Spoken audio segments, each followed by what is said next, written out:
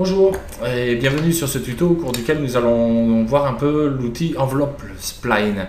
Donc l'enveloppe Spline c'est dans les modifiers de Cinema 4D et ça permet de faire ce genre de choses. Alors j'ai fait un truc rapide, hein. Voilà, une spline, un texte.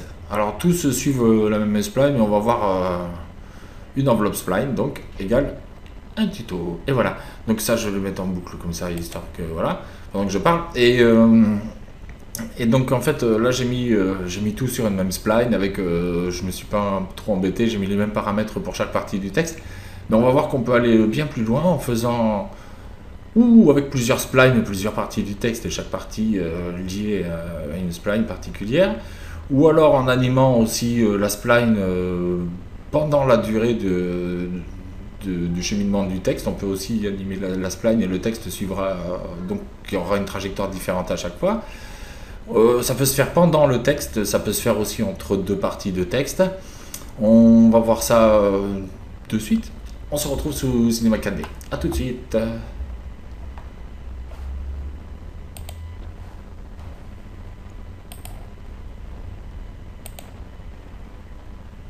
Donc nous voilà sous Cinema 4D. Alors, pour le texte, on va faire un peu plus simple hein, comme texte, hein, on va rien écrire de particulier. Je vais juste faire ce tuto là, ça devrait être assez rapide. Je vais peut-être m'étendre un peu parce que comme ça on va avoir le temps de bien voir chaque paramètre de l'enveloppe spline, ce qui permet. Parce que ce serait dommage, vu que c'est assez simple comme utilisation, ce serait dommage de passer à côté, ça permet de faire des choses quand même assez sympas. Alors, il nous faut donc un texte obligé. Alors on va commencer déjà plutôt par mettre une spline. Alors on va se mettre sur la vue du dessus. On va prendre une B-spline, comme ça on aura des... On va réduire un peu l'échelle. Voilà. On va prendre un truc plus grand. Comme ça on aura des belles courbes.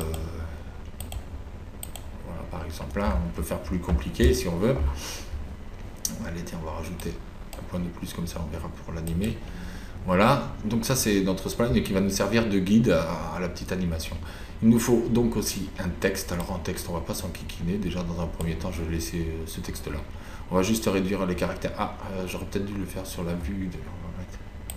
À ce moment-là, on va le mettre en XY et puis on va se remettre sur notre vue perspective. Voilà, comme ça c'est fait.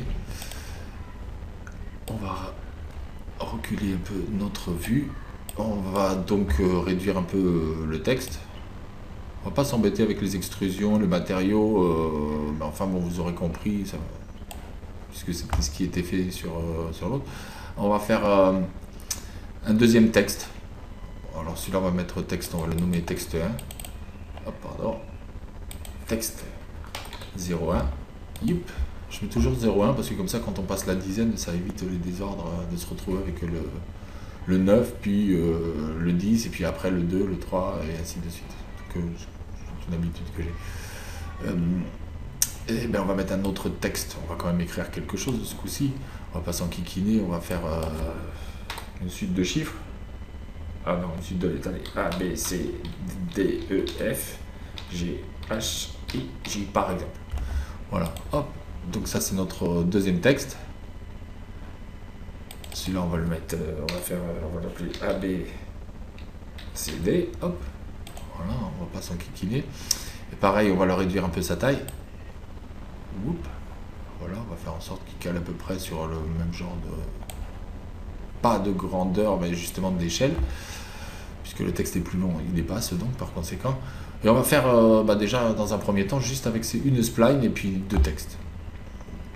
Alors, si on va en mettre un troisième, parce que ça va être intéressant peut-être après de voir ça dans les animations. Alors, là, ce coup-ci, on va mettre une suite de chiffres. Hein. Voilà. 1, 2, 3, 4, 5, 6, 7, 8, 9. Celui-là, on va le nommer 1, 2, 3. 1, 2, 3, voilà. Hop. On va assez vite. Hein. Voilà. Voilà. Donc là, on a nos trois textes. Alors, on a une spline et un autre texte. Alors, moi, ce que j'avais fait c'est que j'avais mis donc un modifier ici, enveloppe spline que vous trouverez ici. Le modifier, comme d'habitude, il se met enfant de notre objet. Et dans les paramètres de l'enveloppe spline, ici, sur objet, on a spline. Il suffit de déterminer la spline, pas dans le rail, hein, dans spline, pour voir que le texte du coup il suit la spline. Mais il est adapté complètement à la spline. Ceci, pourquoi alors dans un premier temps, on va déjà voir en détail le menu, parce que pour les autres ce sera la même chose, comme ça nous évitera d'y revenir. On va donc s'attarder juste sur les paramètres de cet outil là avec un seul texte, ce sera quand même plus simple. Voilà. Donc pourquoi ici on a 2 à 2, 0, c'est-à-dire 2.0 jusqu'à la fin. Donc le texte est étendu de 0 à 100%. Si ici je décale ici, on va voir que le début du texte se décale d'autant vers la fin. Voilà. Si je décale ici, au contraire, ça se décale vers le début. Mais on voit que ça suit quand même le mouvement. Alors ça déjà, ça peut être sympa pour faire un titre qui est un peu en relief, hein, qui suit une spline, un dessin. Alors vous avez la possibilité aussi, dans ces outils-là, adapté à la spline, donc on a vu c'était adapté à la spline, mais on peut aussi conserver la longueur du texte. Donc là on va se retrouver sur une échelle de texte qui équivaut à peu près, là on le voit pas comme ça, on le voit pas réellement grand parce qu'il est en biais, mais qui correspond, alors là évidemment il faut que je mette à 100%, qui correspond à l'échelle qu'on avait du texte d'origine. Si je remettais ce texte là, on verrait que c'est la même taille. Donc là, il est préserver la longueur. Il préserve la longueur. Alors 2A, là par contre, ne concerne plus la longueur du texte puisque la longueur est préservée. Là ici, si ça déforme, de ce côté-là, c'est pas que le texte a rétréci, c'est simplement parce que c'est la courbe. Il suffit juste de voir si un peu, oui, ça rétrécit un peu quand même. Voilà, et effectivement, parce qu'ici, et là par contre, on peut très bien justement retourner le texte, se retrouver avec un texte qui sera un coup à l'envers, un coup à l'endroit. Amusant. Moi en règle générale ce que je fais c'est que je le mets quand même adapté à la spline et après je joue avec ces paramètres là de façon à voir, mettons comme ça je peux quand même malgré tout continuer à jouer sur la longueur du texte. Si mon texte de base est trop petit, j'ai pas besoin de venir sur les paramètres de mon texte et revoir les échelles, ça se voit directement sur l'outil Envelope Spline. Intensité, intensité de la spline, c'est justement que là en l'occurrence voilà, on voit, ça ne suit pas. Voilà, quand on est à 0%, il regagne sa place d'origine. Et au fur et à mesure, il va être plus ou moins calé. Parce que là, on est toujours sur le début de la spline. Donc là, une intensité assez faible. Il est quand même assez loin du début. On va voir ça. Donc généralement, ça, vous le laissez comme ça, ce sera plus simple. Et pour le faire bouger le long de la spline, c'est cet outil-là, décalage, qu'il faudra animer avec des clés d'animation. Et là, on a notre texte qui défile. Alors on peut remarquer une chose, c'est que quand il sort de la spline, ici, le texte continue. Ça, si vous voulez qu'il s'arrête juste avec la spline, ici au lieu de étendre, vous mettez clampé. Hop, le texte s'arrêtera juste à la spline. Voilà. Hop. Alors là, il est adapté à la spline, il faudra peut-être l'adapter à la longueur. En fait, ce qui fait qu'il sera clampé ici.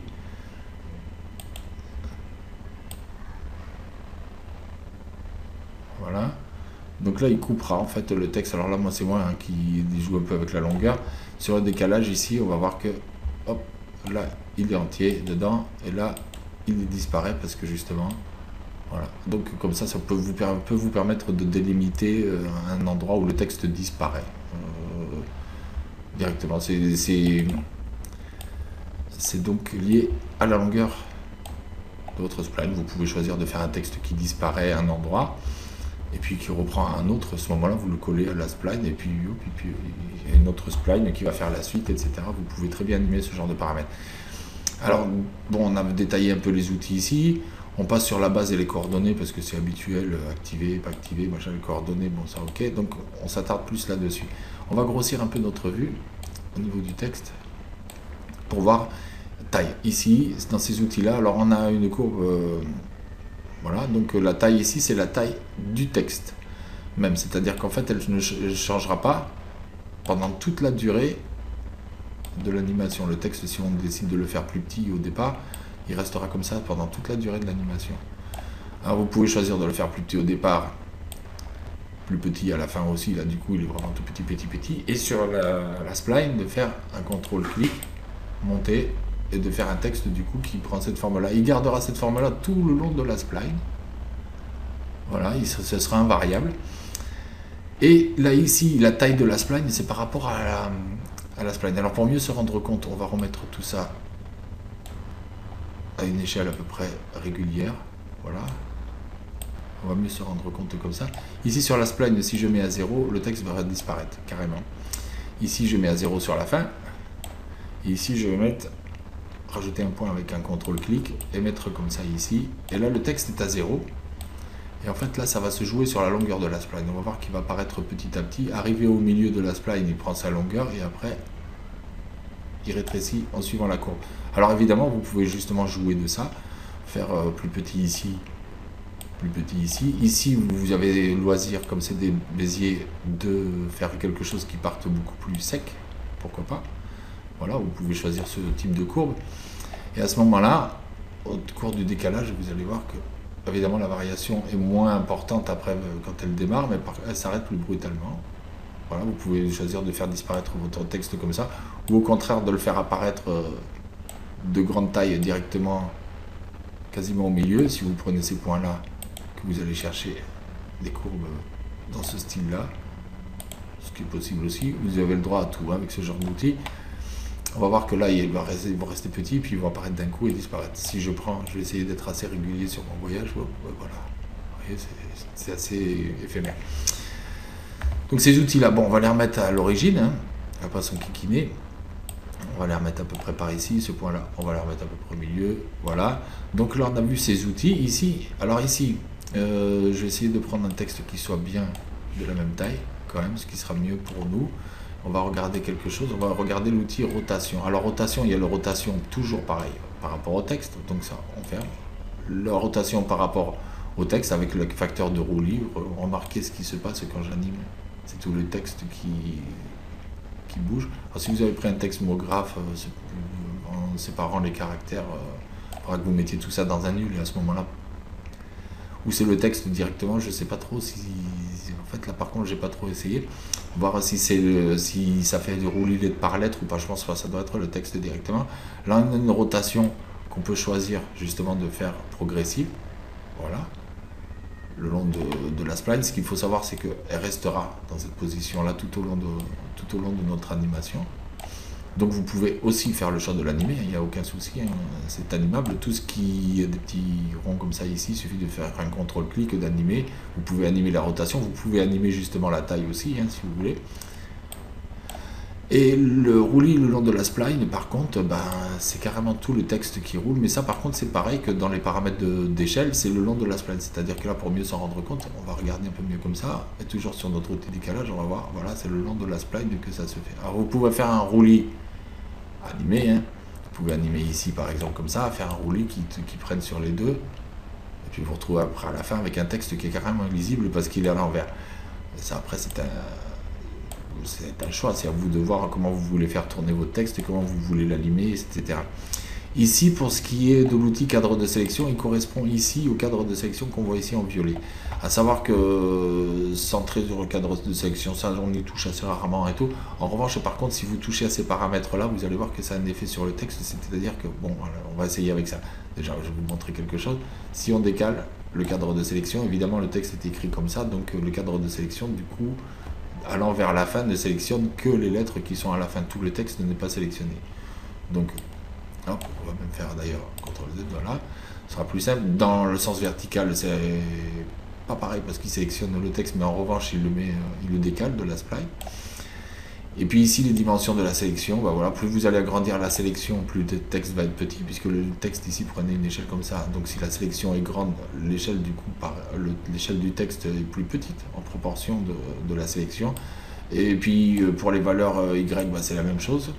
Et puis pour les valeurs Z, mais il aurait fallu extruder ça pour le voir, mais voilà. Donc là, on a vu nos outils. Maintenant, ce qu'on va faire, c'est que dans ce cas-là, on va essayer de faire en sorte d'animer ça vite fait, comme ça, comme moi j'ai fait, hein, les trois textes. Alors moi, ce que j'ai fait au début, j'avais animé un truc, après j'ai fait un copier-coller, et puis j'ai changé les caractères. Maintenant, ce qu'il faut, parce que là, il va nous falloir une enveloppe spline pour chaque, parce que sinon, pour décaler, ça va être assez compliqué. Alors, on va donc faire une enveloppe spline qu'on va contrôle coller ici. On va en faire une autre qu'on va contrôle coller ici, voilà. Donc on va mettre maintenant nos 3 textes, et ce qu'on peut faire, c'est, mettons, le premier texte. Le premier texte, donc on va me dire, on fait faire une animation sur... Bon, alors moi j'ai fait arrêter, vous pouvez aussi, si vous comptez faire un rendu sur Cinema 4D, ça va très vite d'ailleurs le rendu, puisque ça dépend des matériaux, évidemment des éclairages du rendu que vous voudrez, mais moi avec un matériau métallique, un fond comme ça, qui est vite fait, il n'est pas joli, mais c'était juste pour un essai. En gros, j'ai pas une bécane très musclée, j'ai un quad-core dessus avec 8 Go de RAM, c'est vraiment pas, j'ai même pas un i5, c'est même des quad-core ancienne génération, et ça m'a pris en gros 6 minutes pour une animation de 280 images, donc franchement c'est plus que raisonnable. Ça va par rapport à d'autres choses des fois. Donc si vous avez une bécane un peu musclée, ça va aller très vite. Ensuite, donc on va faire alors, oui, que je finisse quand même. Si vous voulez faire arrêter l'image, vous avez le choix de faire comme j'expliquais sur un autre tuto, de retravailler après avec After Effects, c'est-à-dire que vous faites un rendu de la première séquence, vous faites un rendu pour le deuxième mot, un rendu pour le troisième mot, et puis après quand vous serez sous After Effects, et ben vous faites vous sortez votre suite d'images, et vous choisissez une des images. Alors après à vous de bien choisir pour pas que ça décale par rapport à votre vidéo, de bien choisir l'image, de couper votre trame vidéo justement en deux, d'intercaler une image fixe que vous pourrez étendre avec une extension temporelle. C'est faisable aussi sous Vegas, il n'y a pas aucun souci. Et voilà, ou alors sinon vous sortez une première partie, vous arrêtez au milieu, vous sortez une image fixe, et puis vous sortez la suite de l'animation sur un... Donc vous avez 3 fichiers par texte, et puis vous faites pareil pour tous, et puis comme ça, il n'y a pas de souci pour vous y retrouver, c'est encore plus simple.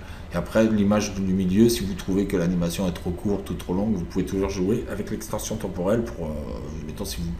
Puis vous gagnerez en temps de rendu, puisque de toute façon, les secondes où l'image est fixe, du coup, il rendra qu'une seule image au lieu de rendre une séquence d'images. Si genre vous avez une seconde d'arrêt et qu'il y a 25 images par seconde, il va rendre 25 images identiques. Donc c'est pas forcément la peine de perdre du temps avec ça.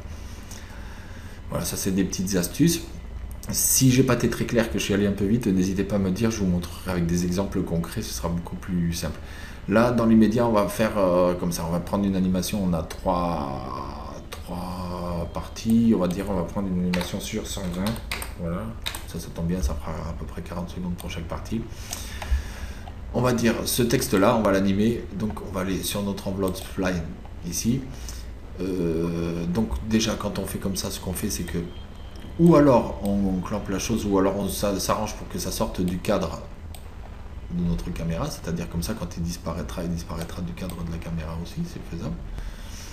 Voilà, on va s'approcher un peu aussi. Voilà. On peut aussi jouer avec le tag de rendu, le rendre visible à partir que de l'image.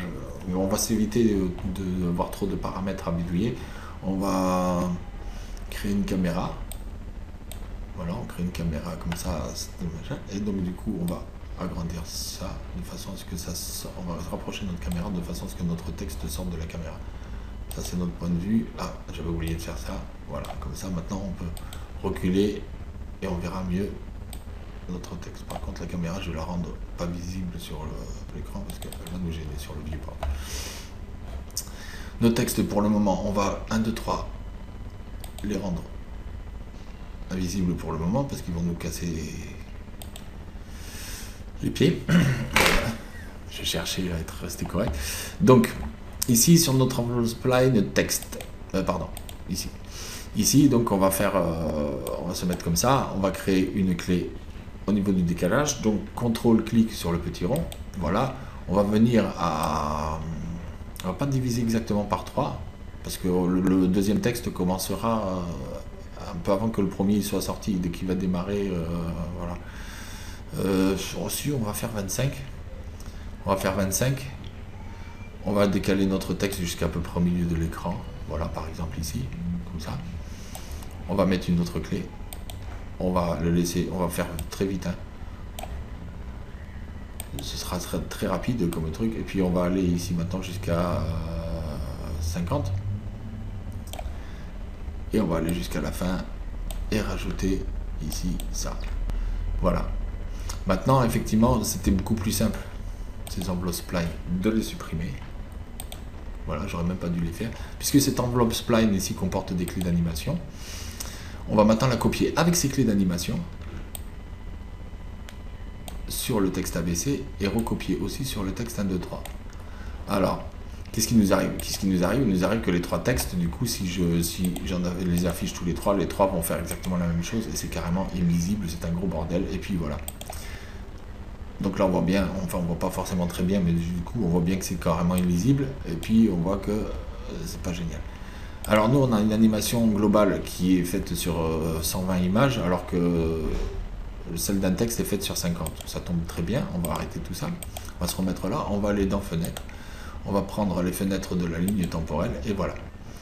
Ici, on va donc localiser la première partie, l'arrêt, et la deuxième partie, là où le texte sort. Et bien alors, le deuxième, on va décaler les clés, on va dire qu'il va commencer quand le texte commence à sortir. J'espère que j'aurai assez de place sur ma ligne temporelle, oui d'accord. Et le troisième, on va mettre comme ça et on va le faire commencer, sortir quand l'autre s'en va. Du coup, maintenant, qu'est-ce qu'on obtient? Et bien c'est tout simple, on obtient exactement ce que j'avais fait en démonstration. On va avoir un texte qui va arriver, qui s'arrête, l'autre qui va là. Alors là évidemment ça va très vite, mais voilà. Voilà, donc on peut aussi, si on veut choisir d'animer la spline, alors si la spline on choisit de l'animer, il va falloir par contre penser à quelque chose, c'est faire ici, cocher l'animation par point pour la spline. La spline, si vous voulez l'animer en point par point, alors on va dire, mettons ce point-là, on va mettre une clé ici, on va mettre sur des clés automatiques, comme ça ce sera beaucoup plus simple. On va venir à l'image 20. Alors on va se cacher les textes parce qu'ils vont nous embêter sinon. Voilà, on va venir à l'image 20 et ce point-là, on va l'animer, comme ça.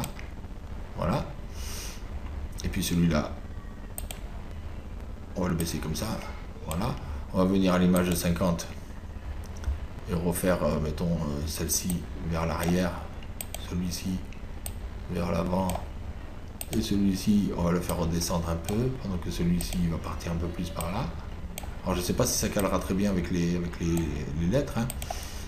On verra comment ça défile. Après c'est à vous d'essayer de vous caler sur des images qui sont intéressantes par rapport au déplacement de vos textes. Voilà, par exemple, là, on va rester là, ok? Là, maintenant, je vais réactiver tout. Je vais tout réactiver ici. Et on va voir ce qui se passe.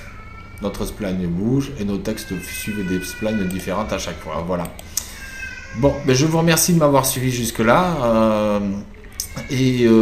Vous d'essayer. Voilà, moi c'était juste un tuto, c'était pour expliquer le fonctionnement. On n'oublie pas de désactiver ici. C'était juste pour expliquer le fonctionnement de cet outil-là que je trouve très intéressant pour faire des petites animations de générique. Vous pouvez suivre une spline comme ça, vous pouvez mettre différentes splines et faire partir tous les textes en même temps, mais avec des splines différentes. Faites juste attention que vos textes ne s'entrechoquent pas. Parce qu'après, sinon, il faudra rentrer dans des collisions, etc. Ce sera beaucoup plus compliqué à paramétrer. Mais disons que vous pouvez très bien faire des trucs qui sont sympas avec des textes qui défilent d'un côté, de l'autre, d'autres qui viennent du fond et qui arrivent et qui repartent dans le fond. Vous pouvez faire des animations très dynamiques. Ça peut servir pour des génériques, pour beaucoup de choses. Là, j'ai fait avec un texte. Vous pouvez faire aussi avec des objets. Il n'y a aucun souci avec ça.